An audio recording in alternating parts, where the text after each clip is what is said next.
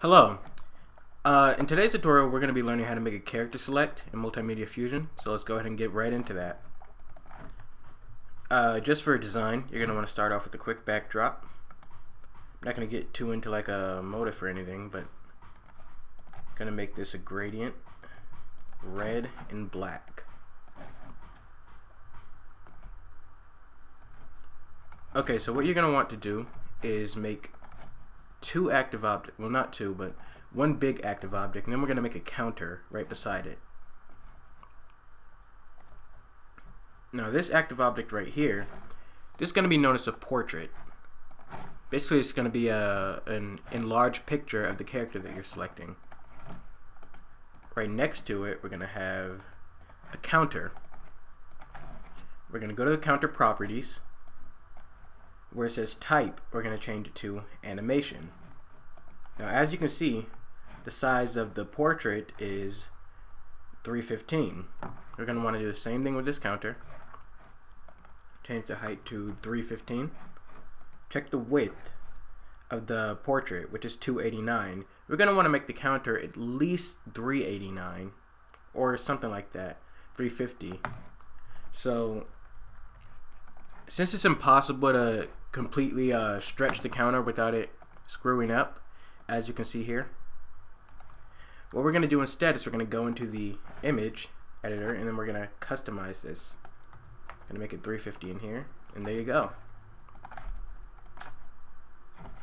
What I'm going to do is make cell blocks.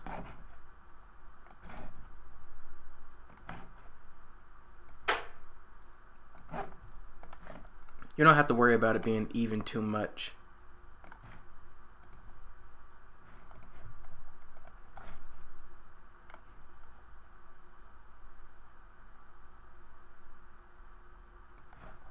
I might go ahead and speed through this part though.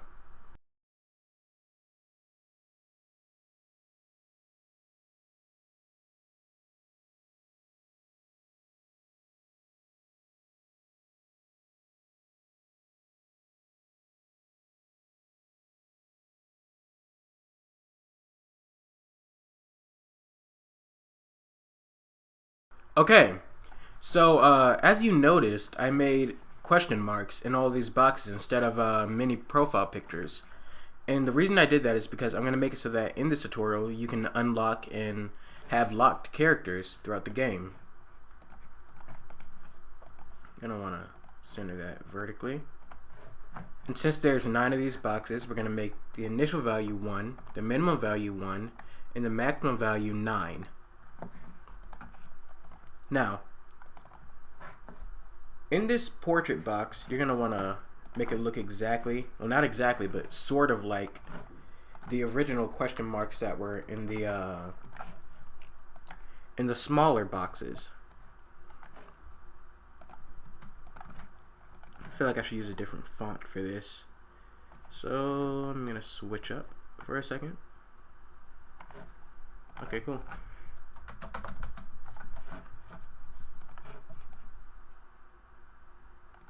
And this is just going to be a basic profile right here.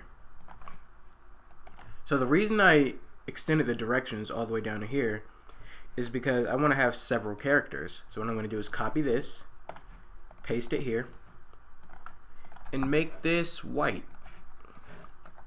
This is going to serve as one of the first characters in the game. And that first character will be a snake. Completely easy to make and simple too. Okay. The second character will be I want to think of something basic that won't take up a lot of time, so I guess I'll make this a cat.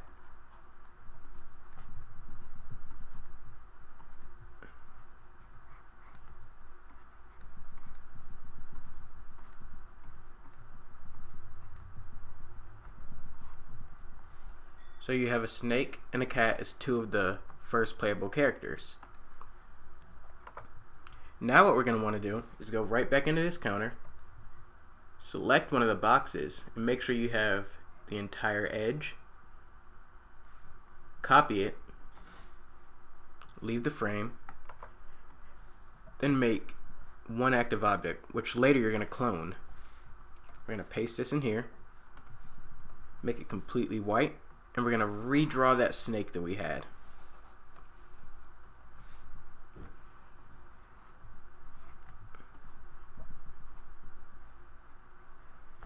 Alright, we're going to move it right into that little box here, and we're going to rename this active snake.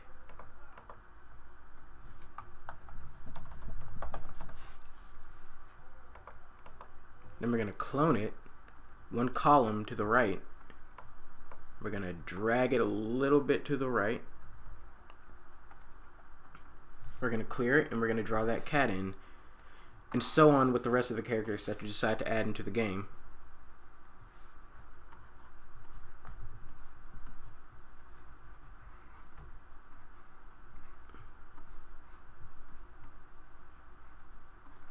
Okay. So what we're going to do now is we're going to add one more thing to this frame, which is going to be the string object. And the string object is basically just going to say the name of the character.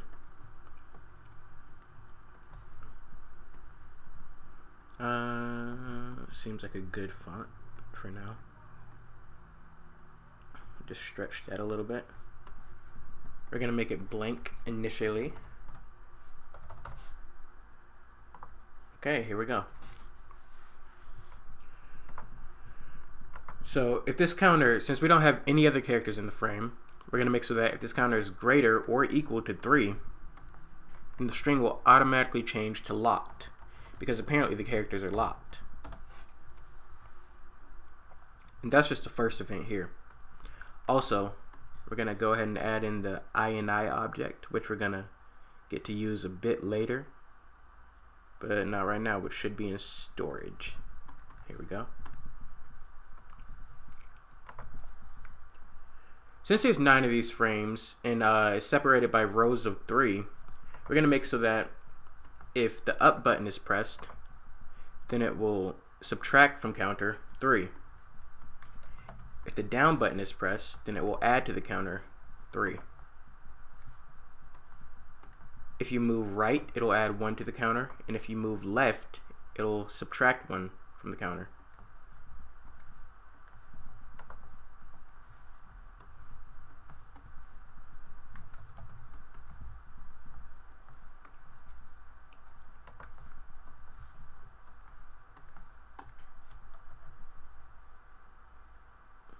So as you can see, it looks a little bit like this.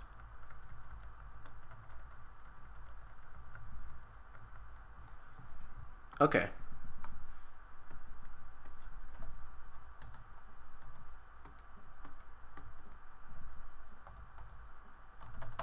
Let's go ahead and leave that blank for now. Anyways, so let's get right back into this character select. Now the cat is going to be the character that's going to be locked. So we're going to make so that if the counter is equal to 2, and we're going to drag this up to the top, if it's equal to 2, but the mini profile picture of the cat is invisible, then it'll also say locked. You can just drag this down. But let's go ahead and clone that event and make so that if it's equal to 2, and the cat is visible, then it'll change the string to cat. We're going to go ahead and clone this and take off the is visible part. Since the snake is an automatically unlocked character, we're going to change this string to snake. Just go ahead and take a look at that so far. And let's add in the profile picture so you can get a better look at how this is supposed to look. If the cat is invisible, well, basically, let's start up here. If it's greater than 3, then the first direction, which is to the right, it's a bunch of question marks, meaning it's locked. The next one is snake, and the one above it is cat.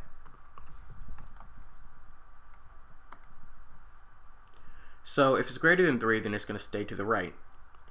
If it equals to 2, but the cat isn't unlocked, it's going to stay to the right. If it's equal to 2 and the cat is unlocked, It's going to go right up here, and this is where the cat is. We're going to get that out of here, and this is where the cat is right here. If it's equal to 1, we're going to set it to this direction, which is the big portrait picture of the snake. So this is how it should look so far.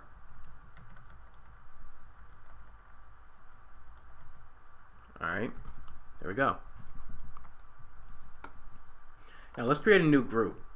This group is going to be called Choosing Your Character. We're going to make sure that spacebar is the action button. So if you press spacebar and the counter is either equal or greater than 3, which means the character is locked, let's make it play a little noise to show you that that character is locked and you can't select it.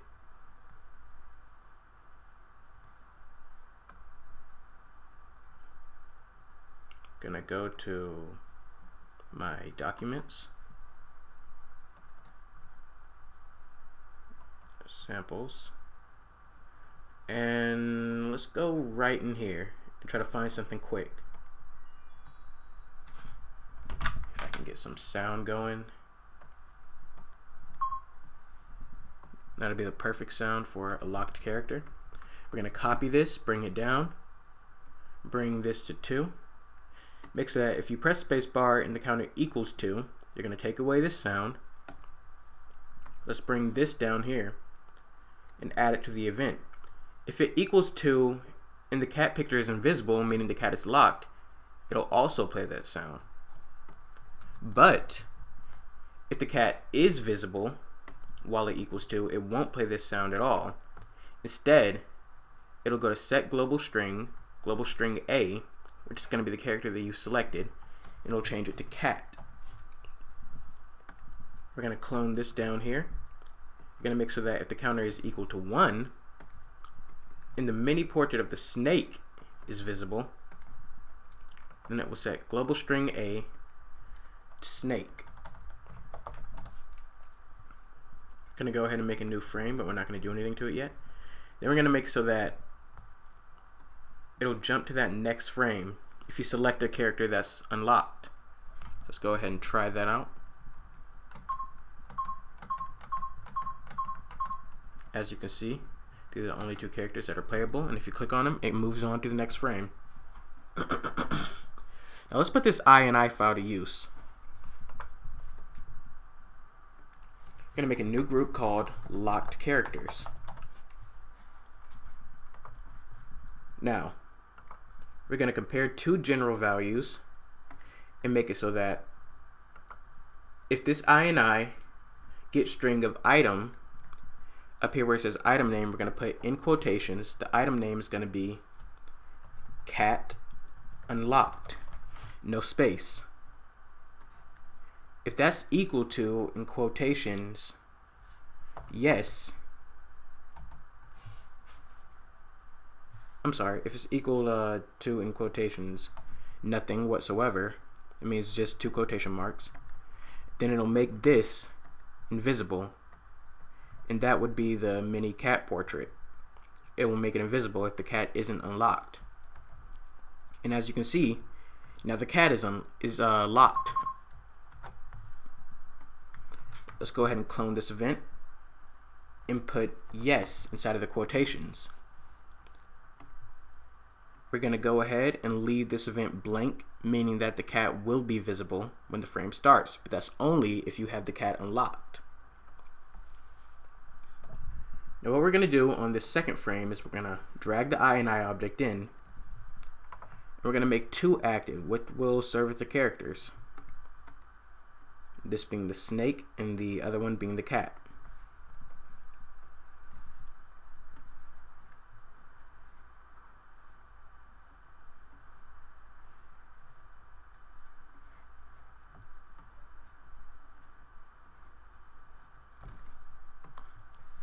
And we're going to go ahead and make both of these characters 8 directions. So we're going to clone this. We're going to put it right up here. We're going to go ahead and edit this to look like a cat instead of a snake.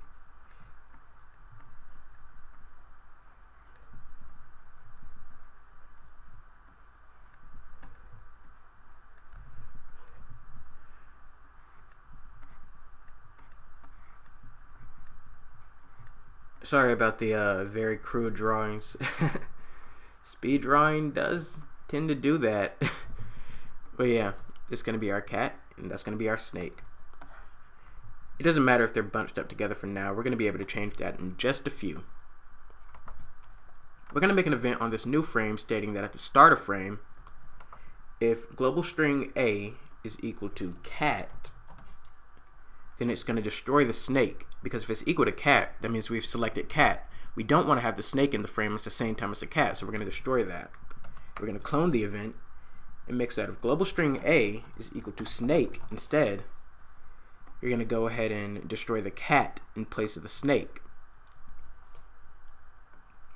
Now, since the first unlock character is a snake, we're going to make a diamond here that if the snake collects a diamond, then he'll unlock the cat.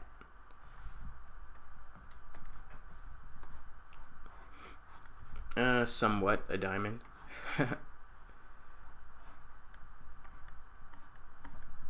Something like that. This diamond is going to be right here. We're also going to make a string at the top that shows if you have or have not unlocked the cat. I'm going to go ahead and stretch this just a little bit. And we're going to make the font just a bit bigger. Center it. Okay. It's going to be blank at first. So if this snake collides with the diamond will destroy, and it will set string item. The item name is going to be cat unlocked with no space, just like the frame before. We're going to set the string to yes. Now what we're going to do just to test it out is compare two general values. If the item of the string equals cat unlocked, no space, with quotations, if it's equal to yes, then this string is going to change and it'll confirm that you've unlocked the cat. This cat character is unlocked. That's just a quick confirmation. So let's make it so that upon pressing the back key,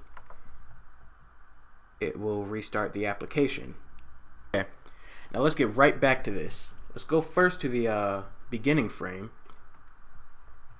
And let's go into this lock characters group. What we never want to forget to do with an INI object is make so that at the start of frame, we always have a file. So we're going to set the current file to, let's do something basic. Character select INI in quotations. That way we won't forget exactly what file we're using.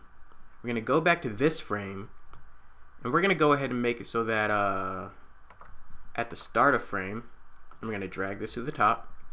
It's going to set the current file to character select INI. Oh, but that reminds me, I have another file just like that on my computer. So I'm going to go ahead and add character select 2 right after this. Make sure it's right in between this dot and INI. Make sure it corresponds with the original file in the first frame. So we're going to set this to character select 2 INI. We're going to go ahead and run both applications to see how this works out. Not both applications, but both frames. Here we go. Okay, so most of your characters are locked. You can't select anything but the snake. We'll roam around a bit. We'll see a diamond, which unlocks a cat character. This confirms that your cat character has been unlocked. What we're going to do is press backspace to restart the application. And now you can play as a cat.